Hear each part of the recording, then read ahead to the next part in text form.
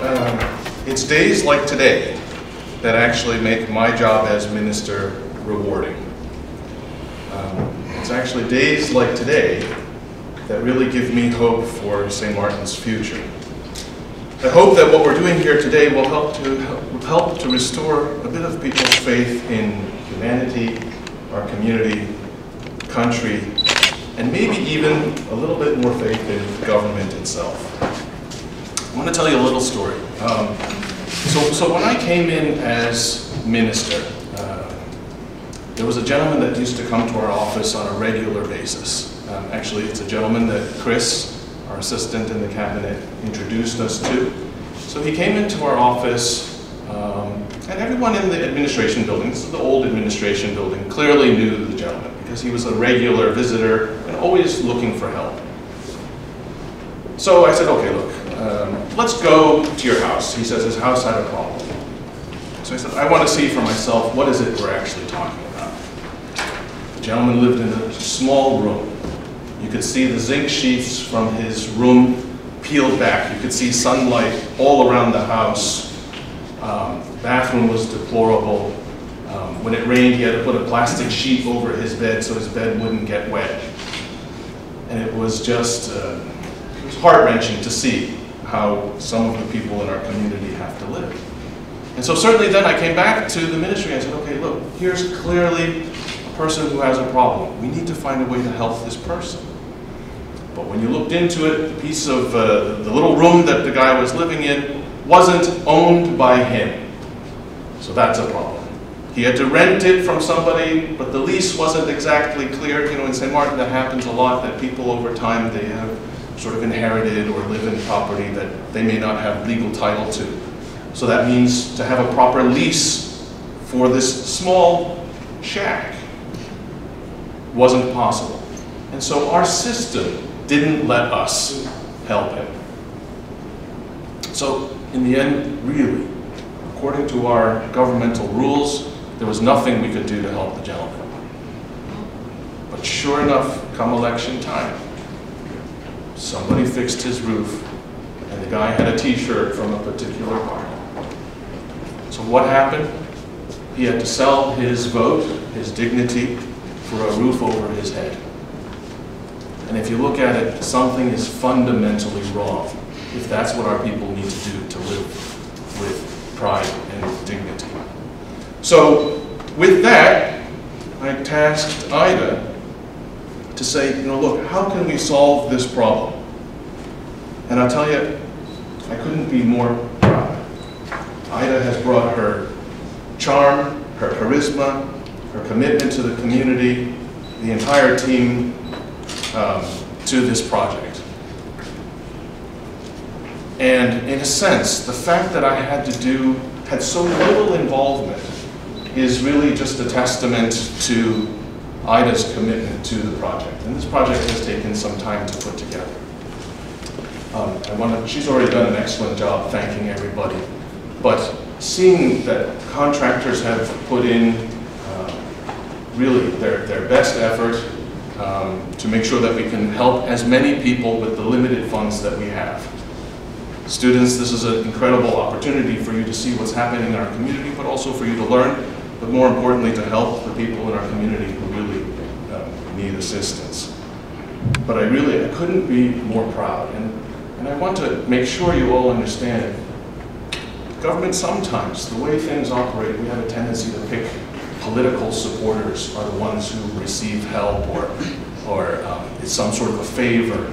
In this project, I have nothing to do with choosing contractors, nothing to do with selecting the people who are going to receive the help that they so desperately require.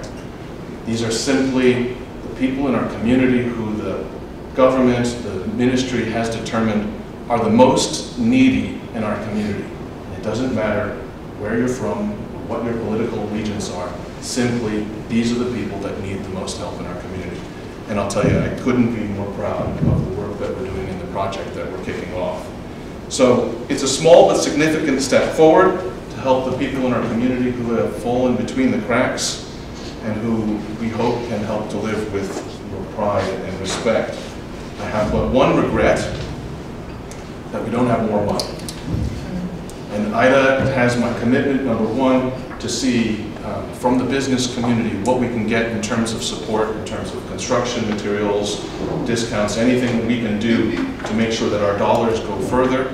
You have my commitment that I'm going to pick up the phone and help with that directly. And as well, we're going to see whatever money we can, after the pilot project, and we can really show the community what we've done with very limited resources and with a lot of goodwill, that people should fund this continuation of the project. Again, my heart goes out to you. Thank you all for your commitment to the country. The Community Development Home Repair Project, specifically catered to and for the elderly and physically disabled, is yet another positive interministerial initiative between the Ministry of VSR and the Ministry of Education, Culture, Youth and Sport. This project will eventually have a positive impact in various ways, namely the business community, the participating construction companies, and the students of the various participating vocational and other secondary schools will be giving back to the community.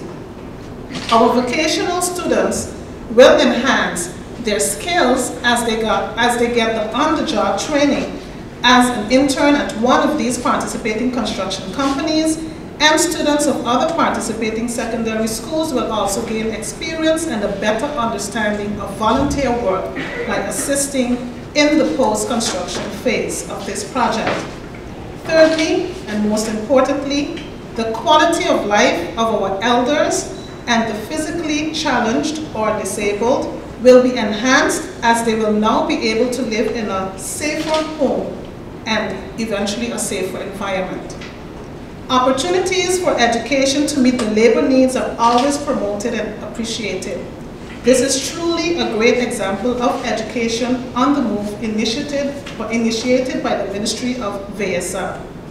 The current and future students of this project are encouraged to make use of this great opportunity, as sometimes opportunities may only come knocking at your door once in a lifetime. The Minister of Education, Culture, Youth and Sport, Ms. Sylvia Jacobs, thanks the business community, the participating contractors, and all of the students for giving back to the community and promoting education through work experience. The Minister also thanks the management, faculty, staff, students, and their parents of the various schools, as well as the staff of the Department of Youth for assisting in this year's BOP program and safeguarding opportunities for all students on the construction level. In closing, thanks to the Ministry of VSR and the Ministry of Education, Culture, Youth and Sport, specifically through the Departments of Community Development, Family and Humanitarian Affairs, Education, and Youth, for embarking on this interministerial collaboration, which we are sure will create tangible results. Minister would like to convey her congratulations first and foremost for this initiative and this step, and she wishes students, contractors, both ministries, and the community in general much success in this endeavor. When we no longer know what to do, we have come to our real work.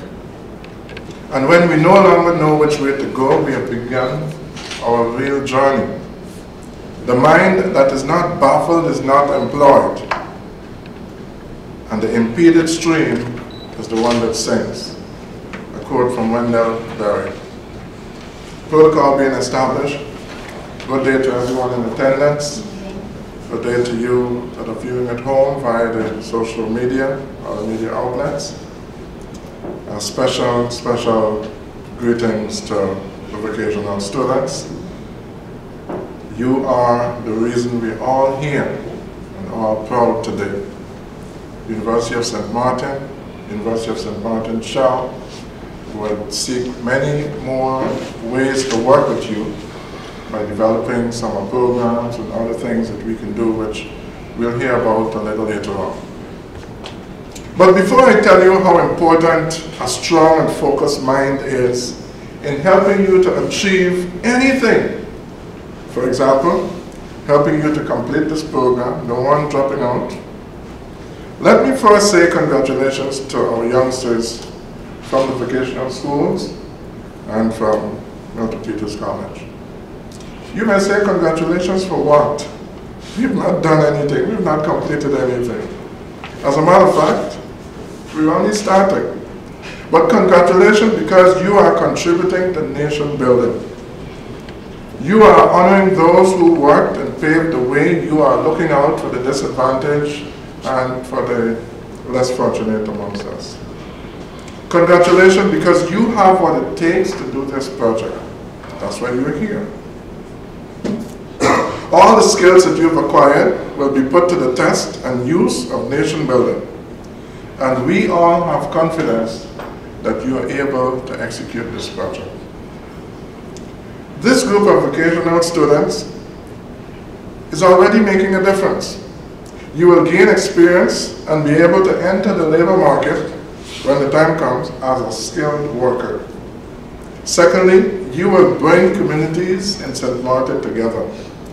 You brought the contractors, you will bring faith-based organizations, you will bring community councils together.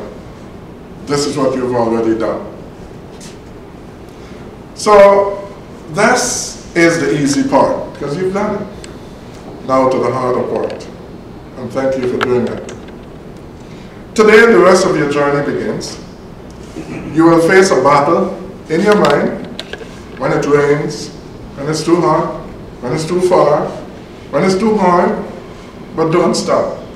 Don't give up. Remember, you are doing this for our nation.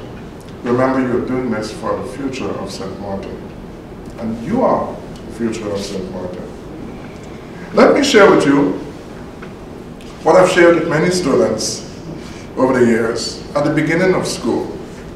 It is the 16 habits of the mind. I will only highlight one. Do these in any order and you will be a better learner, because your mind will be ready and engaged in the activity even before you started. Costa and Calick identified 16 habits of the mind. They are persisting, thinking and communicating with clarity, managing your impulse, gathering data through your senses, listening with empathy, creating, imagining, innovating, thinking flexibly, responding with wonderment and awe, thinking about how you're thinking, taking responsible risks, striving for accuracy, finding humor in every situation. Laugh at yourself, it's okay. Questioning and posing questions, thinking interdependently, applying past knowledge to new situations, and remaining open to continuous learning. Good habits of our mind will help us stay focused and finish that which we've started here today. So the first habit, only one I'm going to talk about for the next 2 minutes, is persisting. Let us understand that we all have goals and dreams, but there are times when we face difficulties and dilemmas. I would like us to persist.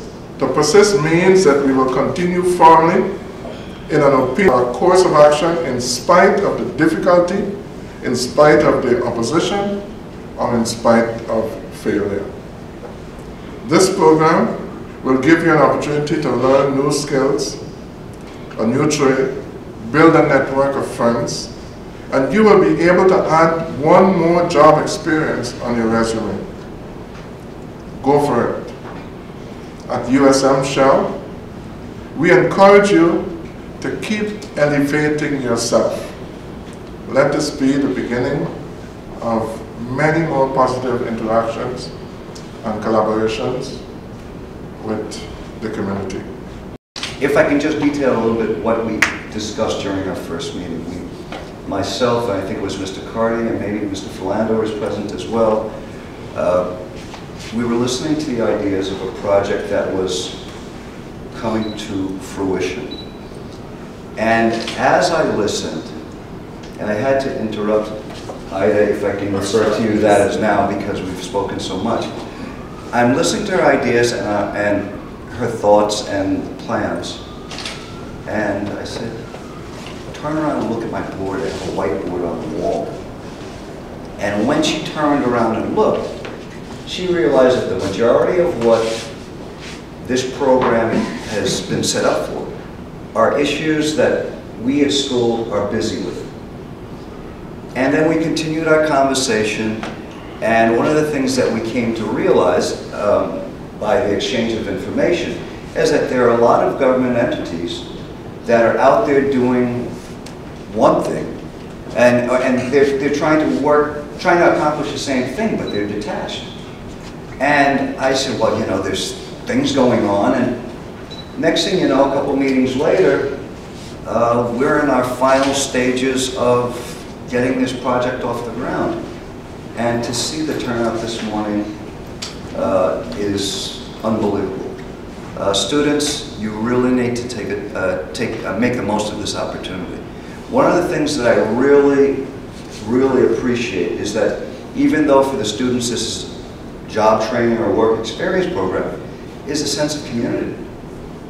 And that's one of the things that we had a staff meeting last week, and I brought up, I said, you know, this is something that we need to incorporate into our education and into our daily classes.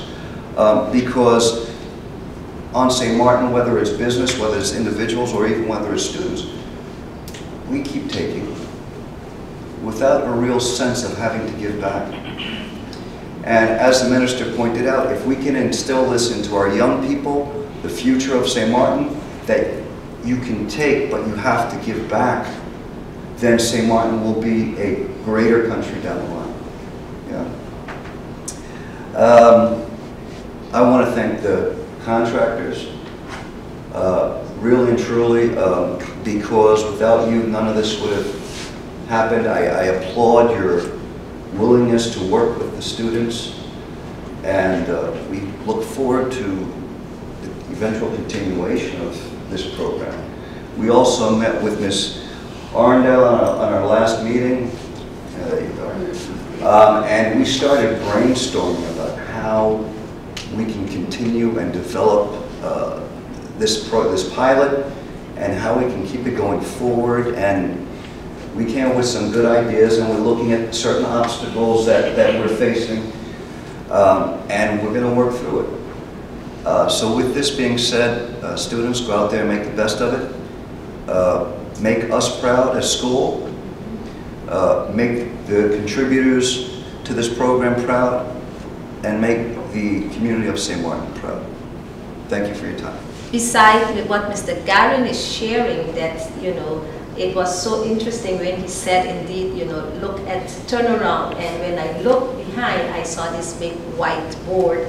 And exactly what we were trying to embark on, what we had as a vision, MPC, the vocational section, had that same vision completely outlined. So it was so easy to come together and say, we're going to have a shared vision, we're going to move forward, because truthfully speaking, as from the discussion we gathered, they've been struggling with something like this for a number of years, trying to place students in vocational job opportunities.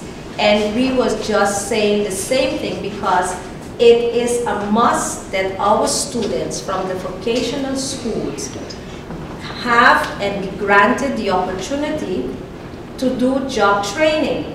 Otherwise, we are going to be faced with serious problems in the society. They are going to be forced to work in places that they were not trained to, maybe in the academic areas. They're going to not do as good as they expect to. It's not their passion. And we're going to have them, in some cases, maybe failing in those areas. And then frustration gets them to leave the job, to walk out, or to even be a little rebellious, and then we label them. But I'm here to say that if we give them the right opportunity, and I have to say once more thank to the four contractors really, for granting opportunity and opening this possibility, opening this door in St. Martin, that we know, as everybody stated also that spoke this morning, we must find a way to keep this going.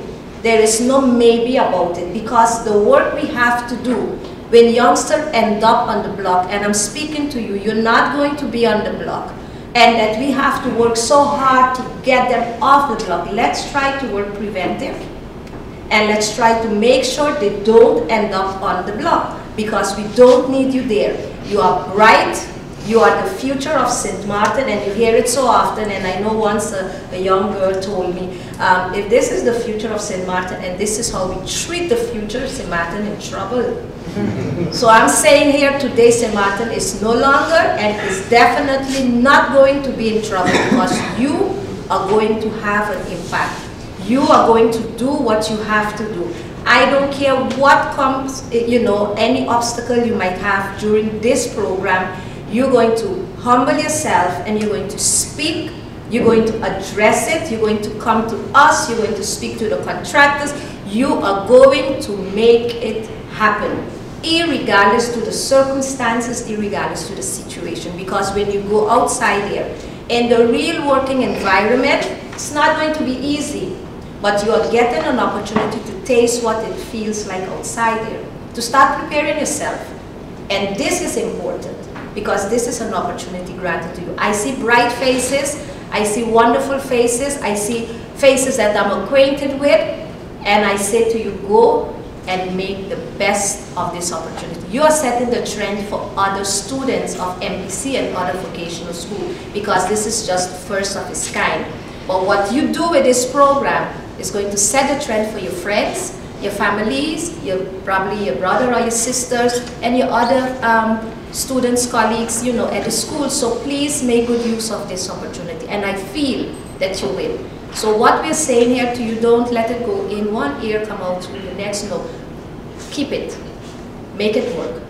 I see, and I have to be biased for a very brief moment. Yes, I see 3 girls among the whole group, and I want to applaud you. Stand, please, stand.